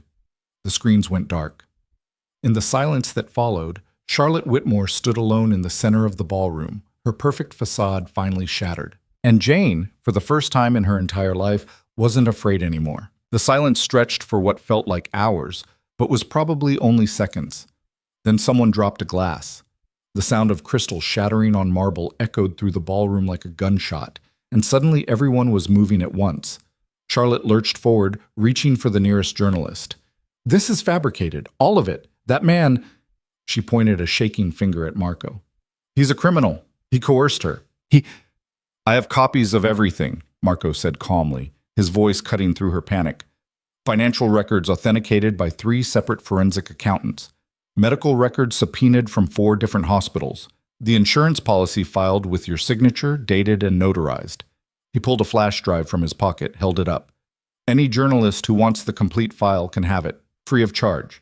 A dozen hands shot up immediately. Charlotte's face went from pale to crimson. You can't do this. I'll sue you for defamation, for slander, for telling the truth? Jane's voice was quiet, but it carried. She stepped forward, away from Marco's protective presence, standing on her own. You can try, but we both know what discovery will reveal. Her mother's eyes locked onto hers, and for a moment Jane saw something there that almost looked like desperation. Jane, please. You don't understand what you're doing. I'm your mother. I love you. Everything I did was... Don't. The word came out hard. Don't you dare say you did it for me. You did it for yourself. You've always done everything for yourself. Charlotte's expression twisted into something ugly. The mask was gone completely now, stripped away by panic and rage. You ungrateful little bitch! After everything I gave you, you gave me nothing but scars. Jane's voice didn't shake, not anymore. And I'm done carrying them for you. A flash went off. Then another. The journalists were documenting everything, phones and cameras capturing Charlotte's meltdown in real time. Jane could see it happening, the story shifting, the narrative crumbling. Every word her mother spoke was another nail in her own coffin. Richard Carmichael pushed through the crowd, face red with fury. Charlotte, is this true? Have you been stealing from the foundation? Richard, I can explain. Can you explain $2 million in offshore accounts? Patricia Weston appeared beside him, holding her phone up. Because I'm looking at the transfers right now. My accountant just sent me the breakdown. Her smile was sharp. Interesting how much of our donated money ended up in the Cayman Islands. Charlotte's mouth opened and closed soundlessly. She looked around the room, searching for allies, for anyone who might defend her. But the faces staring back were all the same. Shock, disgust, betrayal. The people who'd celebrated her an hour ago were already stepping away, distancing themselves from the wreckage. This isn't over, Charlotte hissed, turning back to Jane. You think you've won? You think destroying me makes you strong? You're nothing. You've always been nothing. And when he gets bored of you, she gestured wildly at Marco. When he throws you away like the trash you are, you'll have nowhere to go. No one will want you. The words hit exactly where they were meant to, finding all the old wounds, the places that still ached. Jane felt the familiar panic starting to rise, the voice in her head that said, maybe her mother was right. Maybe she really was worthless. Maybe... Marco's hand found hers. Warm, steady, real. And just like that, the panic stopped. Jane looked at her mother, really looked at her, and saw not the towering figure of her childhood, but a small, vicious woman whose power had always come from making other people feel smaller. Without that power, without the fear she'd cultivated so carefully, Charlotte Whitmore was just pathetic. You're right about one thing, Jane said quietly. I was nothing. You made sure of that. But I'm not anymore. And you? She let her gaze sweep over the ruined woman in front of her. You're exactly what you've always been. Just now everyone else can see it too. Charlotte opened her mouth, but whatever she'd been about to say was cut off by a new voice from the edge of the crowd. Charlotte Whitmore? Two men in suits pushed through, badges visible on their belts. Detectives. Jane recognized the older one from the photos Marco had shown her, someone who owed him a favor, who'd agreed to be on standby tonight. We have some questions about financial irregularities at the Children's Foundation. You'll need to come with us. I'm not going anywhere. Charlotte's voice rose to a shriek. This is harassment. I have rights. You have the right to remain silent, the detective said calmly. I'd suggest using it. They weren't arresting her. Not yet. Just bringing her in for questioning. But the crowd didn't know that. All they saw was Charlotte Whitmore being escorted out of her own gala by police, her perfect facade shattered beyond repair. Jane watched her mother disappear through the ballroom doors and felt something release in her chest. Not relief, exactly. More like the absence of a weight she'd been carrying so long she'd forgotten what it felt like to stand without it. Marco's hand was still in hers. She looked up at him and found him watching her with an expression she couldn't quite read. You okay? He asked quietly. I don't know yet. Honest? Ask me tomorrow. The ballroom erupted into chaos around them. Journalists shouting questions, board members arguing in tight clusters, guests streaming toward the exits. Someone killed the music. The gala had officially imploded. Patricia Weston materialized in front of them, eyes bright with calculation. Mr. DeLuca, Miss Whitmore. That was quite a performance. It wasn't a performance, Jane said. It was the truth. Even better. Patricia's smile was all teeth. The Foundation's board will need new leadership. Someone with actual integrity this time. I'm putting your name forward, Jane. If you're interested. Jane blinked. I don't know anything about running a charity. You know what it's like to need help and not get it. That's more qualification than most of these vultures. Patricia glanced around the room with obvious distaste. Think about it. We'll talk next week. She swept away before Jane could respond. Marco steered her toward a side exit, away from the press of bodies and cameras. They slipped into a quiet corridor and Jane finally let herself breathe. Her hands were shaking, her legs felt like water. The adrenaline that had carried her through the confrontation was draining away, leaving her hollow. I need to sit down, she managed. Marco found a bench, helped her onto it. She put her head between her knees, trying to remember Sarah's breathing exercises. 4 counts in, hold, 4 counts out. You did good, Marco said, sitting beside her. Better than good. I feel like I'm going to throw up. That's normal. You just went to war with the person who's haunted you your entire life. Your body's processing that. Jane laughed, the sound shaky. Is that your professional opinion? I've been in a few wars. You get used to the aftermath. His voice was gentle. Just breathe, let it happen. She sat there for a long time, Marco a solid presence beside her, while the chaos continued in the ballroom beyond. Eventually her hands stopped shaking. Her breathing evened out. The world stopped spinning quite so fast. What happens now? She asked. The police will investigate. The Foundation's board will launch their own audit. The media will tear into her for weeks. Marco's tone was matter-of-fact. Your mother's life as she knew it is over. Everything she built is going to collapse. And me? That's up to you. Marco turned to look at her. You're free, Jane. Actually free. You can do whatever you want now. The concept felt foreign. Freedom. Choice. A future that wasn't dictated by someone else's cruelty. Jane had spent so long surviving that she'd never learned how to actually live. I don't know what I want, she admitted. Then figure it out. You've got time. Marco stood, offered his hand. But right now we should get out of here before the press finds us. They left through a service entrance, avoiding the cluster of reporters and cameras that had gathered at the front. Marco's car was waiting, engine running. They slid into the back seat and the driver pulled away from the hotel, leaving the wreckage behind. Jane watched the city pass by the window. Chicago at night, all lights and shadows and possibility. She'd lived here her entire life, but it had never felt like home. Just a cage she couldn't escape. Now, sitting in the back of Marco DeLuca's car with her mother's empire crumbling behind her, she wondered what it might feel like to actually belong somewhere. Thank you, she said quietly. For all of this, she gestured vaguely. Everything. Marco's expression was unreadable. Don't thank me yet. The hard part's just starting. What do you mean? Your mother's going to fight back. She's got lawyers, connections, money she's hidden away. This isn't over just because she had a bad night. He met her eyes. Are you ready for that? For the long game? Jane thought about it. Really thought about it. Her mother was vicious when cornered. That much was true. She'd lie, manipulate, play victim. She'd try every trick she'd ever learned to claw her way back to respectability. It would be ugly, prolonged, exhausting. But Jane wasn't the same person who'd walked into Marco's office 2 weeks ago. She'd learned how to stand up straight, how to throw a punch, how to look someone in the eye and refuse to flinch. She'd learned that she was stronger than anyone, including herself, had ever given her credit for. Yeah, she said, I'm ready.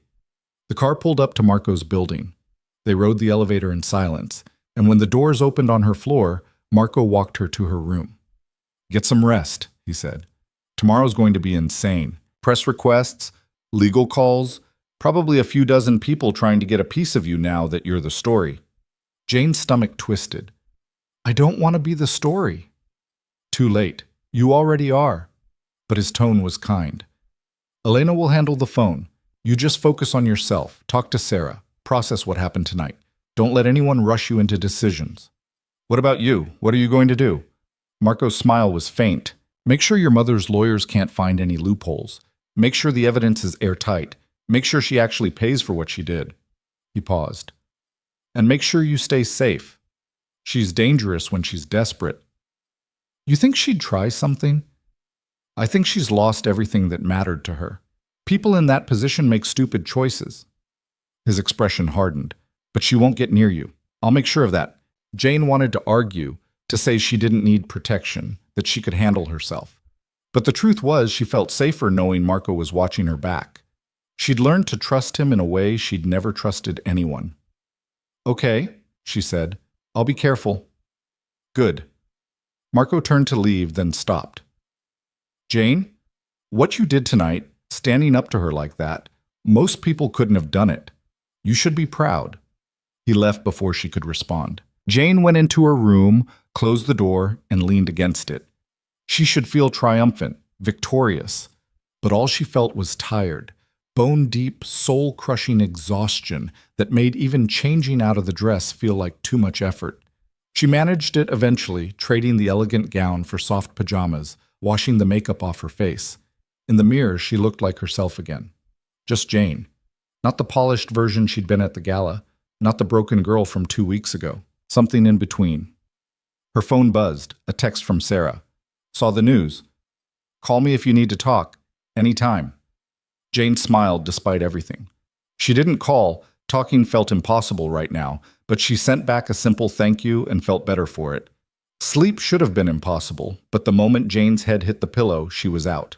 Dreamless, heavy sleep that lasted until late morning when Elena knocked with coffee, and the warning that Jane's phone was already ringing off the hook. Reporters, Elena said, setting down the tray. Lawyers, people claiming to be your relatives. I've been screening them all.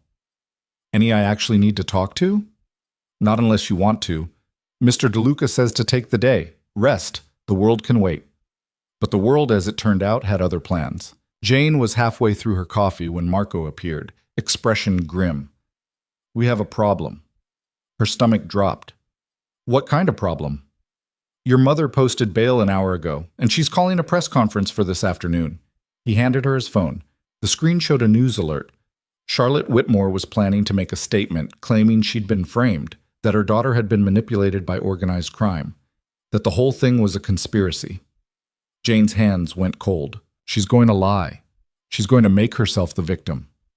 Of course she is. It's the only play she has left. Marco took his phone back. "Question is, do we respond, or do we let her dig her own grave? What do you think we should do?" "I think she's counting on you staying silent, on you hiding. She's going to paint you as unstable, controlled, not credible." His eyes were sharp. "So I think you should show up. Be visible. Remind everyone who the real victim is here." Jane's pulse kicked up. The thought of facing cameras, reporters, her mother's accusations, it made her want to crawl under the bed and never come out. But she'd come this far. Backing down now would undo everything. "Where's the press conference?" "The Regency Hotel. Noon." Marco checked his watch. "We've got 2 hours." "Then we'd better get ready." This time, Jane chose her own outfit. Simple black pants, a white blouse, hair pulled back. Nothing flashy. She looked professional, composed, like someone who had nothing to hide. Elena appeared with a makeup artist who covered the last traces of bruising, and by the time Jane looked in the mirror again, she barely recognized the confident woman staring back. Marco met her downstairs with Risa and 2 other security people Jane had seen around but never spoken to. "You don't have to speak," he said as they headed to the cars. "Just be there. Let them see you. That's enough." But Jane knew it wasn't enough. Not really. Her mother was about to stand in front of cameras and lie through her teeth. Someone needed to counter that narrative, and who better than the daughter she'd tried to erase? The Regency was swarmed with media when they arrived. Cameras, microphones, reporters shouting questions. Marco's security cleared a path, and they made it inside without Jane having to answer anything. The press conference was being held in a ballroom smaller than the one from last night, but still packed with journalists. Charlotte was already there, sitting at a table on a raised platform, flanked by 2 expensive-looking lawyers. She'd clearly hired a stylist too. She looked softer than usual, more maternal, with barely any makeup and her hair styled simply. The grieving mother, the wronged woman. It was a performance, and she was playing it perfectly. When Charlotte saw Jane enter, her expression flickered, just for a second. Then the mask was back. Jane and Marco took seats in the back, refusing to be invisible. Several cameras swung their way. Jane kept her face neutral, hands folded in her lap, and watched her mother prepare to lie. Charlotte's lead attorney stood first, reading from a prepared statement. The usual legal language, denying all allegations, claiming the evidence was fabricated, promising lawsuits against Marco De Luca for defamation and harassment. Then Charlotte herself took the microphone. "I want to start by saying how much I love my daughter," she began, voice trembling just enough to sound genuine. "Jane has struggled with mental health issues for years. I've done everything I could to help her, to protect her, to give her the care she needed. But recently she fell under the influence of someone who saw her vulnerability as an opportunity." Jane's jaw clenched. She felt Marco's hand find hers under the table, a silent reminder to stay calm. "The man sitting in this room right now, Marco De Luca, is a known criminal," Charlotte continued. "He runs one of the most dangerous organizations in Chicago, and for reasons I don't fully understand, he targeted my daughter. He manipulated her, convinced her that I was the enemy. And now he's using her as a weapon against me." A reporter raised a hand.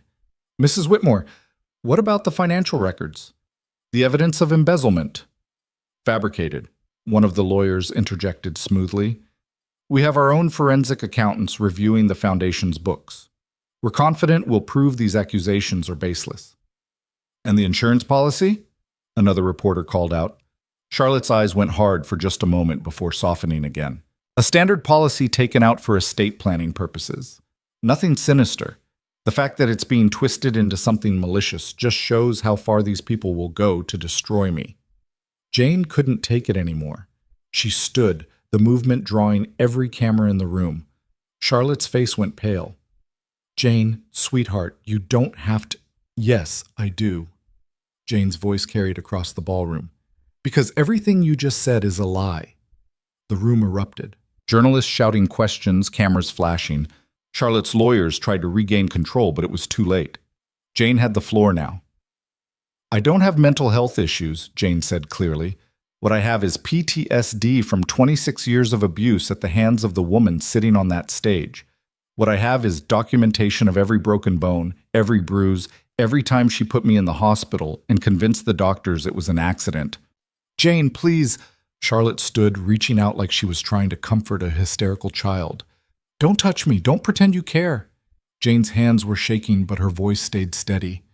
You sent me to Marco DeLuca expecting him to kill me so you could collect $2 million. That's not love. That's not protection. That's attempted murder. One of the lawyers stepped forward. Miss Whitmore, you're clearly upset. Perhaps we should take a break. I'm not upset. I'm done being silent.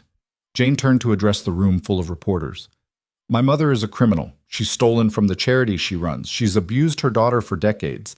And now she's standing up here playing victim because she got caught. Don't let her fool you. She's very good at performing, but that's all it is, a performance. Charlotte's mask cracked completely. You ungrateful... She caught herself, forced the syrupy tone back. Jane, I know you're confused. That man has poisoned your mind against me, but I'm still your mother. I'll always love you, no matter what he's made you believe. Marco didn't make me believe anything. You did.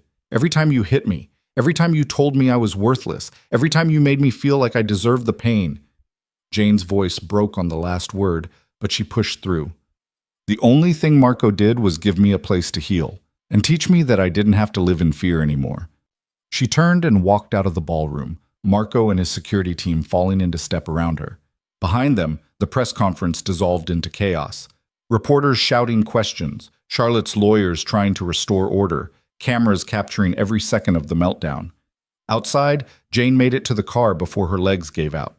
She collapsed into the seat, gasping for air, the adrenaline crash hitting her like a freight train. Marco slid in beside her. Breathe, you're okay. Just breathe. I couldn't. She was lying, and I know. You did the right thing. His voice was calm, grounding. You told the truth. That's all you needed to do. Jane focused on breathing. In, out, in, out.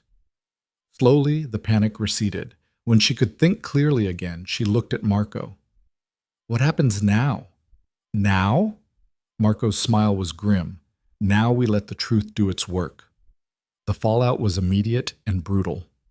Within hours, every news outlet in Chicago was running the story. Video of Jane's confrontation with her mother went viral.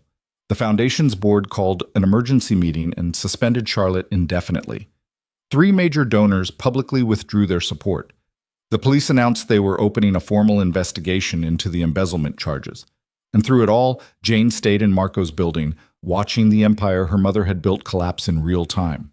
Sarah came by that evening for an emergency session. They talked for 2 hours about processing trauma, about confronting abusers, about the strange emptiness that came after finally getting justice. It helped. Not completely, but enough that Jane could sleep that night without nightmares. The next morning, Elena brought news that Charlotte's lawyers had reached out.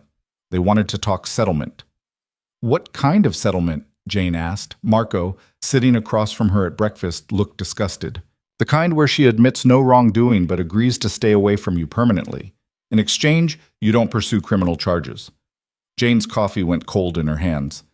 She wants me to let her walk. She wants to avoid prison. Yes.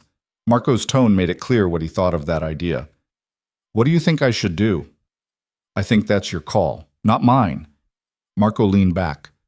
If you want her in prison, we can make that happen. The evidence is solid, but it'll mean a trial. Months, maybe years of legal battles. You'll have to testify. Relive everything. Face her in court. Jane thought about that. Thought about sitting in a courtroom while her mother's lawyers tried to tear her apart. Thought about the media circus, the scrutiny, the endless questions. She'd just gotten free. Did she really want to spend the next year of her life chained to this fight? What happens if I take the settlement? She goes away. Legally barred from contacting you. The foundation fires her. She loses her reputation, her career, most of her money. She doesn't go to prison, but her life as she knew it is over. Jane stared into her coffee. Prison felt like justice, but so did knowing her mother would spend the rest of her life watching everything she'd built turn to ash. Maybe that was punishment enough. Maybe Jane didn't need to destroy herself in the process of destroying her. "I'll take the settlement," she said quietly. "But I want one more thing. Name it." I want her to admit what she did, in writing. A full confession. Abuse. Embezzlement. The insurance policy. All of it. And if she ever tries to hurt anyone else, that confession goes public. Marco's smile was sharp. "I'll have my lawyers draft it." The settlement was finalized within a week. Charlotte Whitmore signed a 20-page document detailing every crime she'd committed, every lie she'd told, every time she'd raised a hand to her daughter. She gave up control of the foundation. She agreed to a permanent restraining order. She surrendered nearly all of her liquid assets to pay back what she'd stolen. And in return, Jane agreed not to press charges. It felt anticlimactic. After everything, after all the fear and pain and rage, it came down to signatures on paper. But when Jane saw her mother's name scrawled at the bottom of that confession, she felt something release in her chest. It was over. Really, truly over. Charlotte Whitmore's life imploded in the weeks that followed, exactly as Marco had predicted.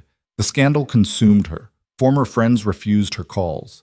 The charity world blacklisted her.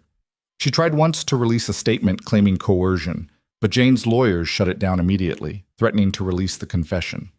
After that, Charlotte went silent. Disappeared from public life entirely. Jane heard through Marco's network that her mother had left Chicago, some small town in another state where nobody knew her name, starting over from nothing, just like she'd always forced Jane to do. The irony wasn't lost on her, but Jane wasn't thinking about her mother anymore. For the first time in her life, she was thinking about herself, about what she wanted, who she wanted to become. The answer surprised her.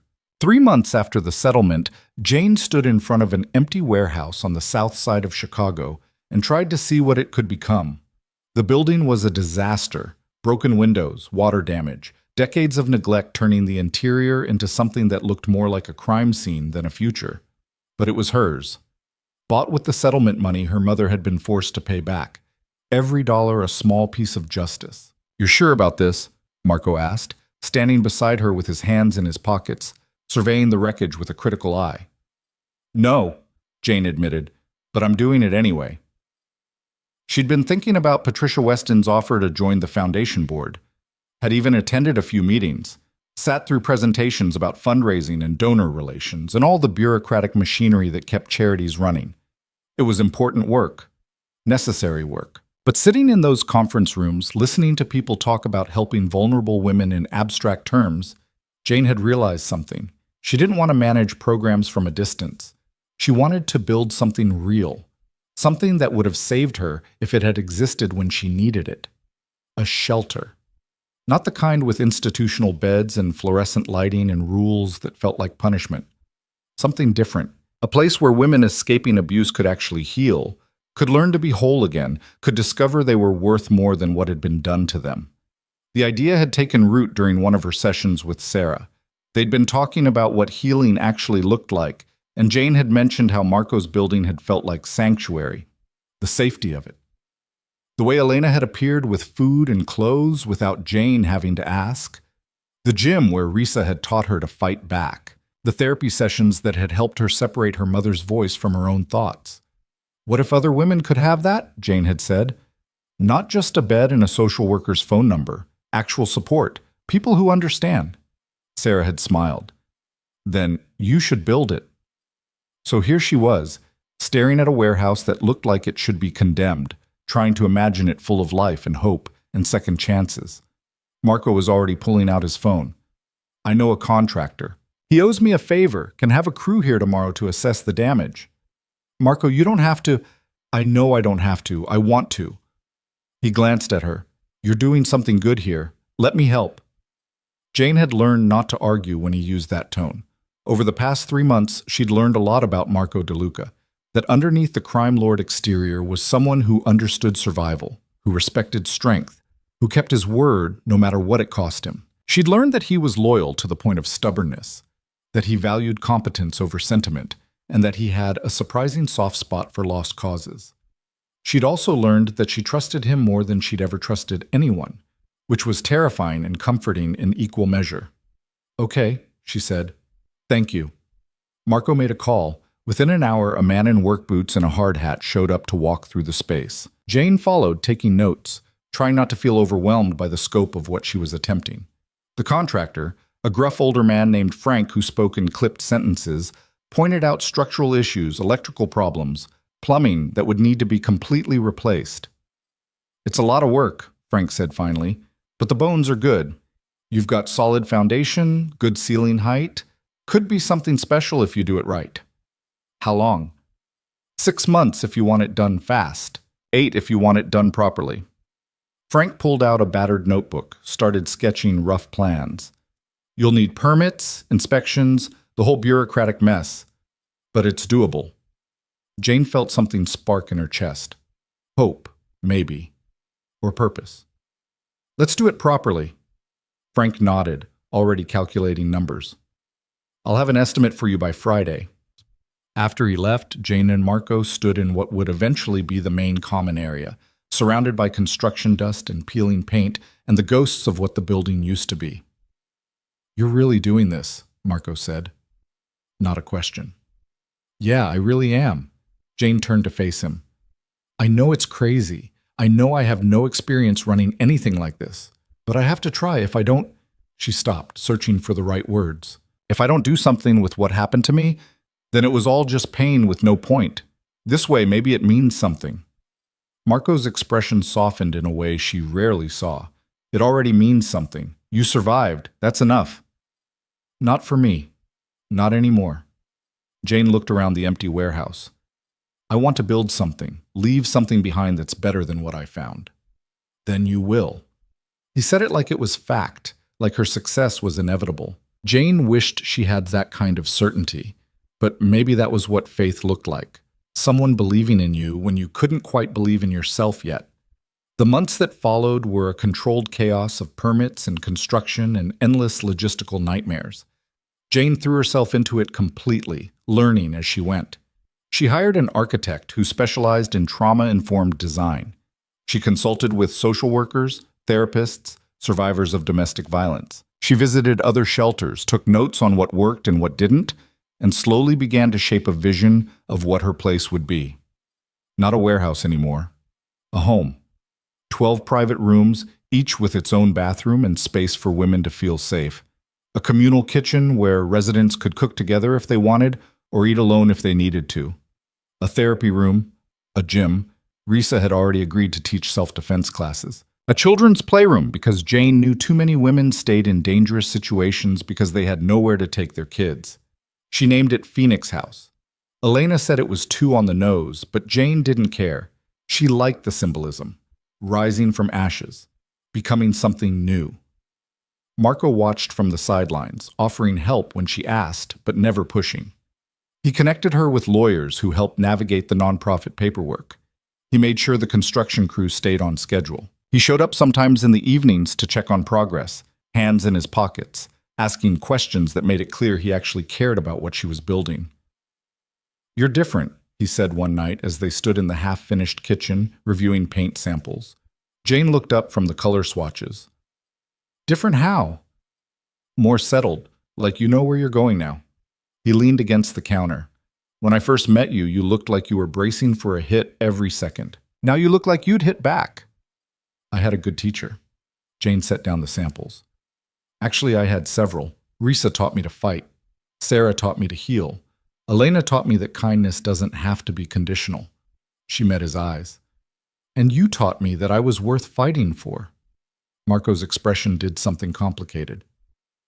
"Jane, I'm not saying that to make it weird. I'm just stating a fact." She picked up a deep blue swatch, held it to the wall. "You could have turned me away that first night. Let my mother's plan play out. But you didn't. And I'm alive because of that choice." "You're alive because you chose to be," Marco corrected. "I just gave you the space to make that choice." "Semantics," Jane smiled. "Either way, thank you for everything." He was quiet for a moment, studying her in that intense way he had. Then he pushed off the counter. The blue's better than the gray, more welcoming. And just like that, the moment passed. But something had shifted between them. Something Jane couldn't quite name but felt nonetheless, settling warm in her chest. Sarah noticed during their next session. "You look happy," she observed. Jane considered that. Happy felt too simple for what she was experiencing, but there was definitely something there, a sense of rightness, of moving towards something instead of just running away. "I'm building something that matters," Jane said. "That feels good. And Marco? How's that relationship evolving?" Jane's face heated. "It's not a relationship. He's just helping." Sarah's smile was knowing. "Uh-huh. And how do you feel when you're around him?" "Safe. Challenged. Like I can be myself without apologizing for it." Jane paused. "Is that weird? That I feel that way about someone who's technically a criminal?" "I think human connection is complicated. And I think you're allowed to have feelings for someone who's shown you kindness." Sarah leaned forward slightly. "But Jane, you should also think about what you want moving forward. Are you rebuilding your life to eventually include a relationship, or are you focusing on yourself right now?" "I don't know. Both? Neither?" Jane laughed, frustrated. "I've never had a normal relationship. I don't even know what that looks like." "Then maybe start by being honest. With yourself and with him. See what happens." But honesty felt terrifying when Jane didn't even know what she wanted to be honest about. So she focused on Phoenix House instead, pouring all her confused feelings into tile choices and furniture orders and staffing plans. She hired carefully. A house manager named Lisa who'd escaped an abusive marriage and understood what residents would need. 2 counselors who specialized in trauma. A security consultant, Risa had insisted on proper safety measures, who designed a system that kept people out without making residents feel trapped. Every decision was intentional, designed to create the kind of safety Jane wished she'd had. 6 months into construction, Patricia Weston showed up unannounced. She walked through the space with sharp eyes, asking pointed questions, nodding occasionally. "This is good work," Patricia said finally. "You should present it to the foundation board. We have discretionary funding for projects like this. Could cover your operational costs for the first 2 years." Jane blinked. "You'd do that?" "If you make a convincing pitch, yes. The foundation needs to rebuild its reputation after your mother's disaster. Funding a project run by her daughter, the woman who exposed her, makes us look principled." Patricia's smile was calculating. "Plus, this is actually good work. That doesn't hurt." The board meeting was scheduled for 3 weeks out. Jane spent every spare moment preparing, building a presentation that laid out Phoenix House's mission, its budget, its projected impact. Marco helped her rehearse, playing devil's advocate, asking the hard questions board members would ask. "What makes this different from existing shelters?" he challenged. "We're not just providing beds, we're providing comprehensive support. Therapy, job training, legal advocacy, childcare. Everything a woman needs to actually rebuild her life, not just survive day to day." Jane clicked to the next slide.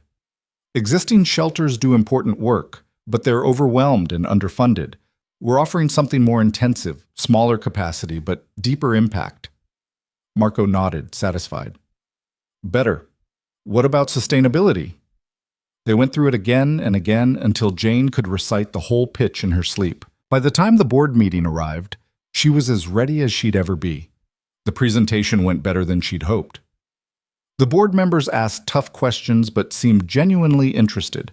Patricia backed her up when needed, adding weight to Jane's proposals. And when the vote came, it was unanimous.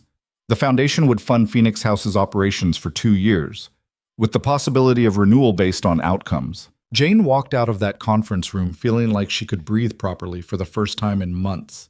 She called Marco immediately. "We got it. Full funding." His voice was warm. "Of course you did. You were brilliant." I was terrified. Fear and brilliance aren't mutually exclusive. She could hear the smile in his voice. "Congratulations, Jane. You earned this." After they hung up, Jane sat in her car for a long time, just processing.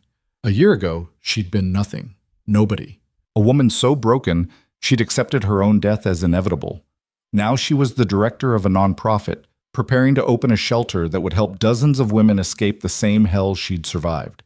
The transformation felt impossible, like it had happened to someone else.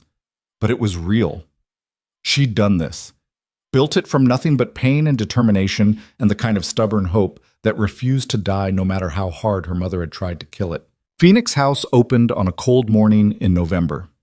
Jane stood in the completed common room, walls painted that deep, welcoming blue, furniture arranged to create intimate conversation areas, morning light streaming through windows that had been replaced and reinforced, and felt her throat tighten with emotion.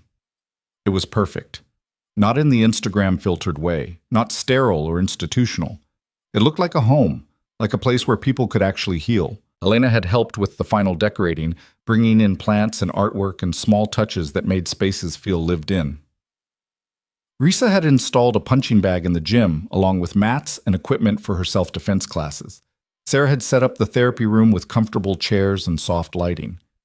Everyone who'd helped Jane rebuild herself had contributed to rebuilding this space for others. And Marco had shown up that morning with coffee and breakfast pastries for the entire staff, refusing to take credit for any of the construction or legal work or connections that had made this possible.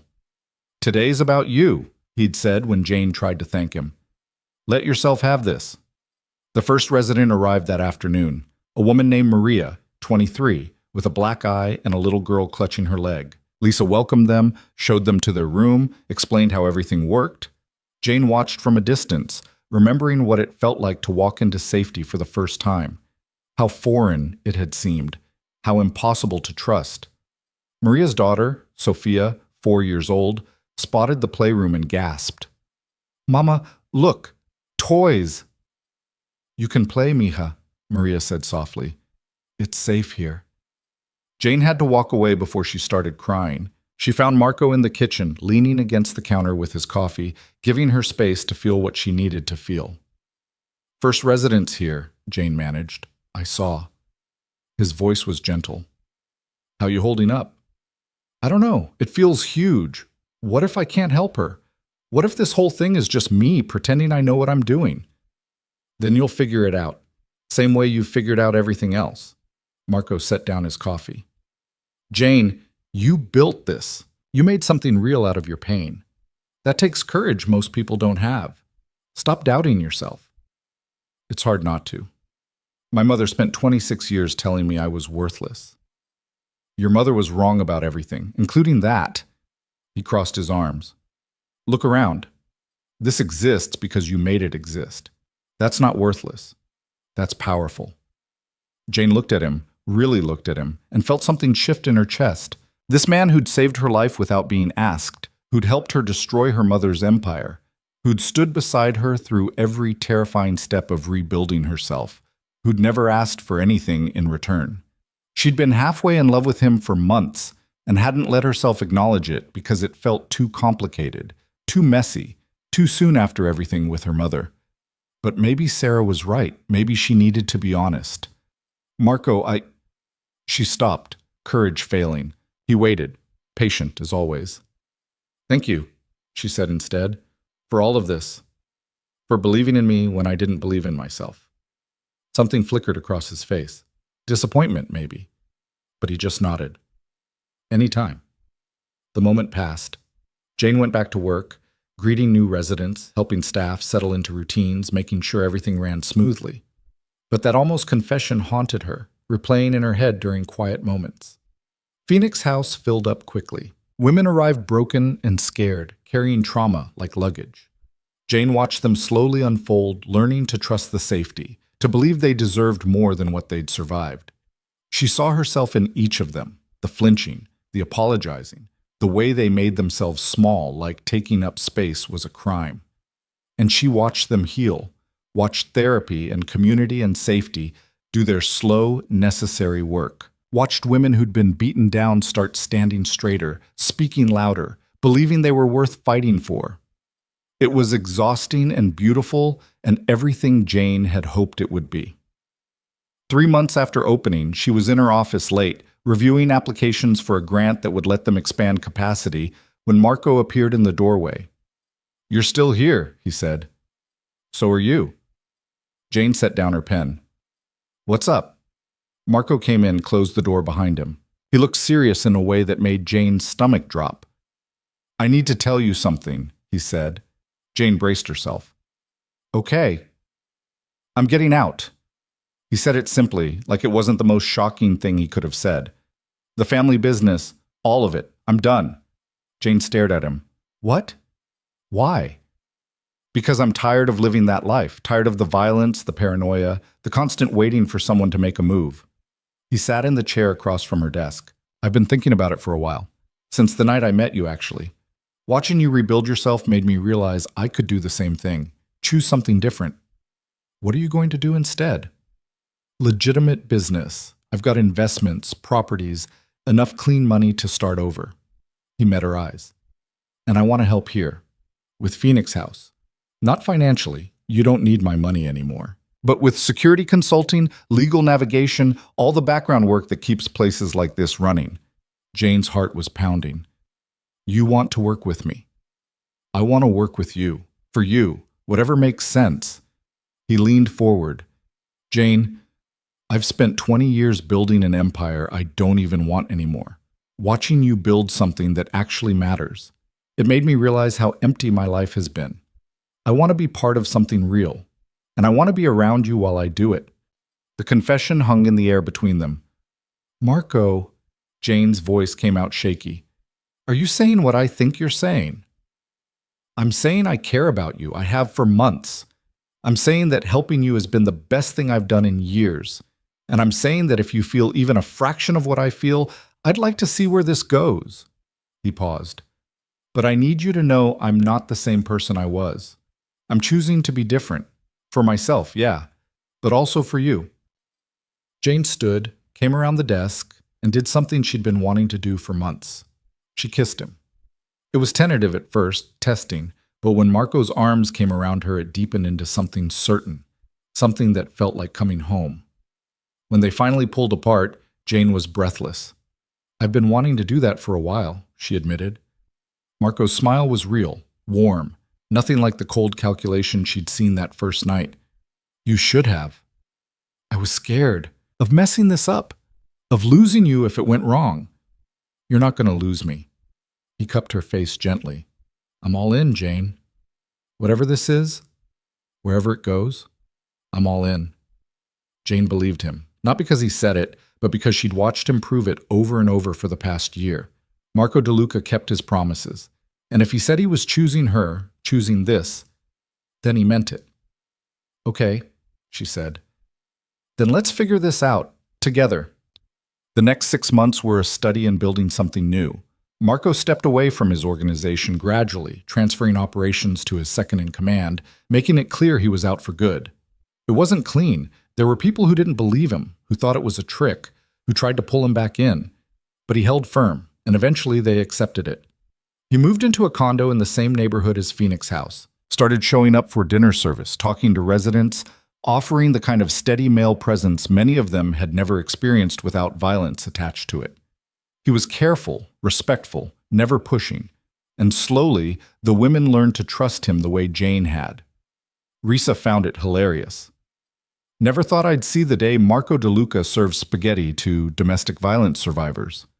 Life's weird, Marco said mildly, stirring sauce. Jane watched him navigate this new world, so different from the one he'd left behind, and felt something in her chest settle. This was right, not perfect, because nothing was perfect, but right in the way that mattered.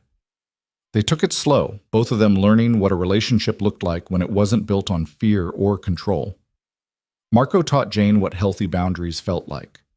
Jane taught Marco that vulnerability wasn't weakness. They fought sometimes, about finances, about her working too much, about his protective instincts that occasionally veered into controlling, but they learned to fight fair, to apologize when they screwed up, to choose each other even when it was hard. Sarah approved, naturally. You're both doing the work. That's what matters. Elena was less subtle. About time you two figured it out. I've been waiting for this since the beginning. And Risa just punched Marco's shoulder and told him if he hurt Jane, she'd break both his kneecaps. He promised she'd get the chance if it came to that. 1 year after Phoenix House opened, Jane stood in front of the staff and residents for their anniversary celebration. The common room was full, women who'd come through the program and moved on, women still in residence, staff members, volunteers, and Marco standing in the back with his arms crossed and pride written all over his face. "When I started this," Jane said, voice steady despite the emotion threatening to choke her, "I wanted to build something that would have saved me, a place where women could be more than their trauma, where they could remember they were whole people who deserved safety and respect and a second chance." She looked around the room at faces she'd come to know. Maria, who'd arrived with a black eye and was now enrolled in nursing school. Keisha, who'd been so broken she couldn't speak for the first week and was now leading peer support groups. Amara, who'd come with 3 kids and no hope and was working full-time while saving for an apartment. "You've all taught me that healing isn't linear. It's messy and hard, and sometimes it feels impossible. But it's also worth it, every single time," Jane's voice cracked. "Thank you for trusting us. Thank you for being brave enough to choose yourselves. And thank you for showing me that survival can become something beautiful." The applause was thunderous. Women stood, cheering, some crying. Jane felt tears streaming down her own face and didn't bother wiping them away. After the celebration wound down, she found Marco in the garden they'd built out back. He was sitting on a bench, face tilted toward the evening sun. "You did good in there," he said as she sat beside him. "We did good. None of this happens without you." "I think you'd have figured it out." But he smiled, pleased. They sat in comfortable silence for a while, watching the city lights blink on as darkness fell. "I've been thinking," Marco said eventually. About what comes next. For us." He turned to face her. "I love you, Jane. I think I've loved you since you shook my hand in my office and decided to fight. And I want to build a life with you, a real one." Jane's breath caught. "Marco, I'm not proposing, not yet. I know we're still figuring this out." He took her hand, "But I want you to know that's where I'm headed, toward a future with you in it, permanently." Jane looked at this man who'd saved her life, who'd stood beside her while she rebuilt herself, who'd chosen to become someone better because he'd seen what better could look like. She thought about the girl she'd been a year ago, broken and silent and convinced she was worthless. That girl never could have imagined this. A life built on purpose instead of pain, surrounded by people who chose to be there, with someone who loved her, not despite her scars, but because of everything she'd survived to get here. "I love you too," she said, "and I want that future. With you." Marco kissed her, soft and certain, a promise of all the tomorrows they'd build together. When they finally pulled apart, Jane looked back at Phoenix House. Lights glowed in the windows. Inside, women were safe, healing, learning they were worth more than what had been done to them. Her mother had tried to erase her, turn her into nothing, make her disappear. Instead, Jane had become something her mother could never destroy, someone who survived, who chose to rise, who transformed pain into purpose and built something that would outlast them both. Phoenix House would help hundreds of women over the years, thousands maybe, each one a testament to the truth Jane had learned the hard way, that survival was only the beginning. The real victory was choosing to live. And Jane Whitmore, no longer invisible, no longer silent, no longer afraid, was finally fully alive.